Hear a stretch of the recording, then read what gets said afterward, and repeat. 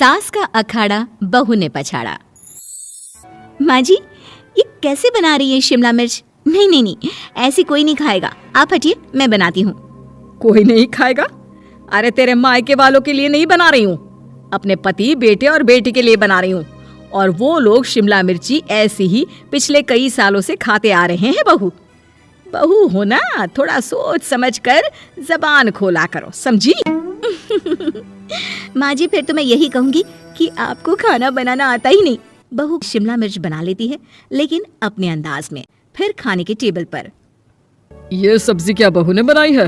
आज बहुत अलग लग रही है। भाभी, रंग तो बड़ा अच्छा दिख रहा है सब्जी का। अरे नहीं नहीं, मुझे तो माँ के हाथ वाली खानी थी। क्या है रीना, सब्जी माँ को ही बनाने दिया करो ना। सास, जिसे अब थोड़ा सा अपना पल्ला भारी दिख रहा होता है। अरे अब बेटा मेरा जमान आ गया। ये घर कभी मेरे नाम से चलता था, लेकिन अब लग रहा है कि मेरा होना ना होना एक ही बराबर है। बहू तो पूरे घर के साथ रसोई में भी राज करना चाहती है।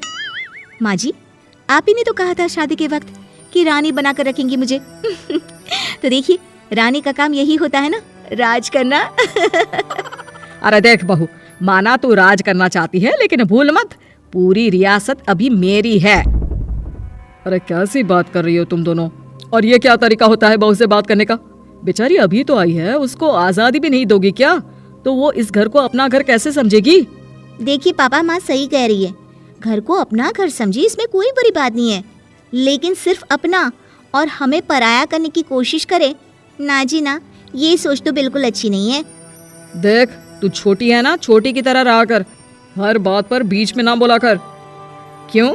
वो मेरी बेटी है तो मेरे तरफ से ही बोलेगी ना। माँ जी, ये तरफ क्या होता है? हाँ, वो मेरी बहन नहीं है क्या? मैं मानती हूँ कि आज मैंने सब्जी बना दी, लेकिन थोड़ा खाने में बदलाव करना हम स्त्रियां भी तो जानती हैं और चाहती भी हैं। तो इसका मतलब ये तो नहीं कि घर के खाने की कोई वैल्यू ही नहीं है। देख, मैं कोई बहस नहीं करना चाहती, जाओ खाना खा लो। सभी खाना खाने बैठ जाते हैं। अगले रोज, माँ जी प्लीज, ये आस पड़ोस वालों को बोलिए ना, मुंह उठाकर घर में मत आ जाया करे। अरे किसी के घर आने जाने का कुछ वक्त तो होना चाहिए।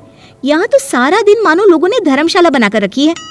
बहू, वो हम लोगों के परिवार जैसे हैं, पिछले 25 साल से हमारे साथ है। और ये मेरा घर है, यहाँ कौन आएगा कौन नहीं, ये तू कैसे डिसाइड करेगी? और हाँ, तुझे अगर पसंद नहीं ना, तो अपने कमरे में चली जाया कर। वो लोग बात ही कर रहे होते हैं कि पड़ोसन आ जाती है। अरे बहन, हम लोगों ने जागरण रखा है माता का आज रात, सुबह का भंडारा भी, तो बहू रानी को लेकर आना।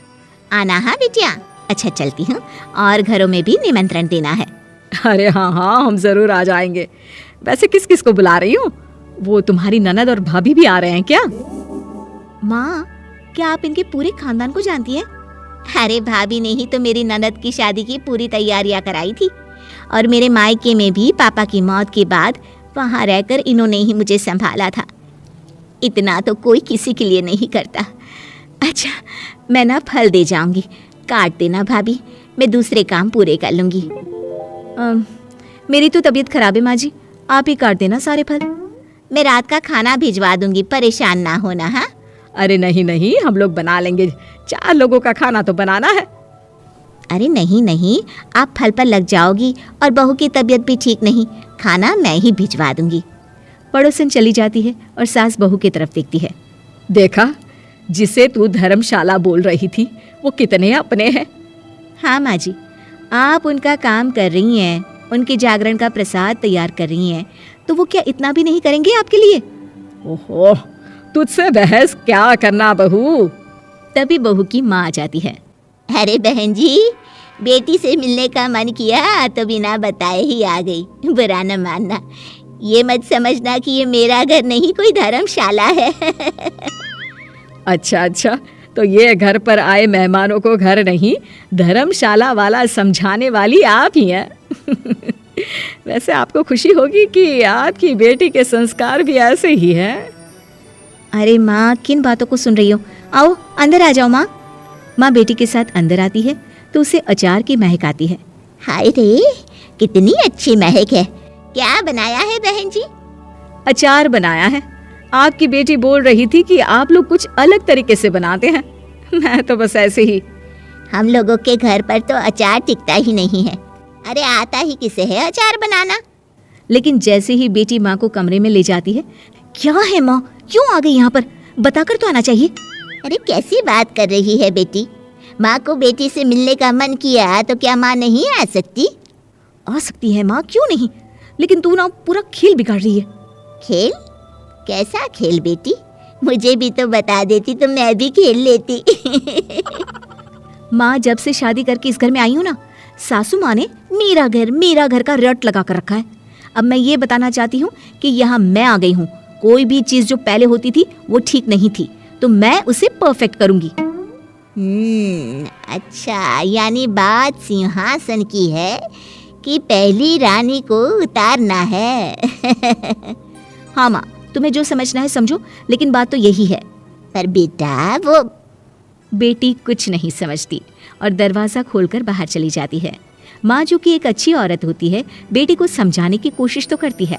बाहर सास के सामने माँ कहती है, अरे बहन जी, आप चलिए ना मेरे साथ मेरे घर, बहू का मायका भी देख लीजिए।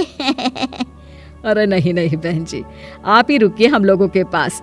शाम को जागरण है, वहाँ ले चलेंगे, उसी का प्रसाद तैयार कर रही हूँ। अच्छा, हमें भी तो सिखा दीजिए कैसे तैयार करते हैं। अरे कैसी बात कर रही हो माँ, कितने जागरण करवा चुकी हो तुम। देख बेटी, एक बात गांठ बांध ले, हर बेटी माँ के घर जो होता है वो देखती है, लेकिन सीखती वो सास के पास ही है। सास का संस्कार वो अपनी सास से सीखती है, जो वो अपनी बहू को देती है। तो बेटी, यहाँ के रीति रिवाज, रहन सहन, बोली भाषा अपनी है, जिसे तुझे ना सिर्फ फॉलो करना है बल्कि सीखना भी है। और जहाँ तक सवाल है पूरे घर की रानी बनने का, तो जब तक तेरी सास महारानी है तू रानी ही तो रहेगी, क्यों बेटा? बहू माँ की बात समझ जाती है और सास भी बहू की माँ का मन ही मन शुक्रिया अदा करती है।